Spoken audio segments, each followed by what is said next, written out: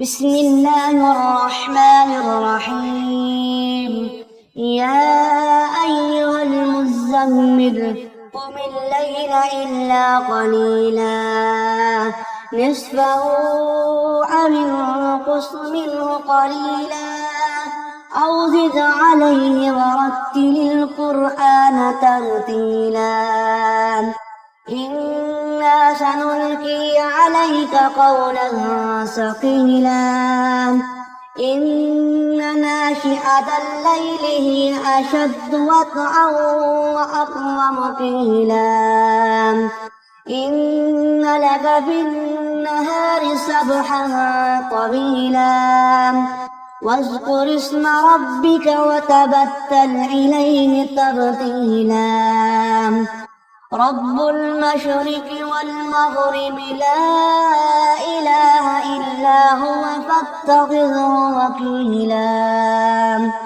واصبر على ما يقولون واهجرهم هجرا جميلا وذرني والمكذبين أولي النعمة ومهلهم قليلا إن لدينا أنكالا وجحيما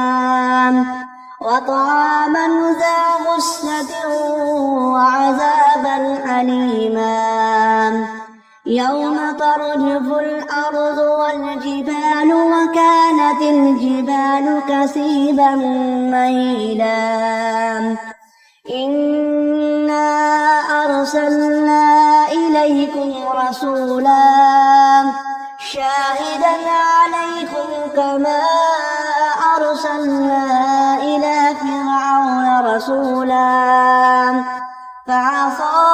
فرعون الرسول فأخذناه أخذا وبيلا فكيف تتقون إن كفرتم يوما يجعل الولدان شيبا السماء منفطر به كان وعده مفعولا إن هذه تذكرة فمن شاء اتخذ إلى ربه سبيلا إن ربك يعلم أنك تقوم أدنى من ثلثي الليل ونصفه وثلثه وطائفة من الذين معك والله يقدر الليل والنهار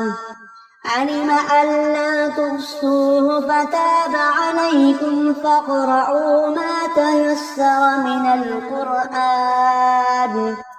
علم أن سيكون منكم مرضى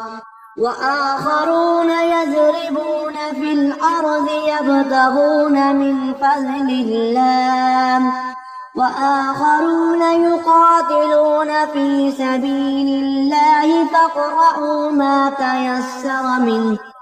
وأقيموا الصلاة وآتوا الزكاة وأقرضوا الله قرضا حسنا وما تقدموا لأنفسكم من خير تجدوه عند الله هو خيرا وأعظم أجرا واستغفروا الله إن الله غفور رحيم.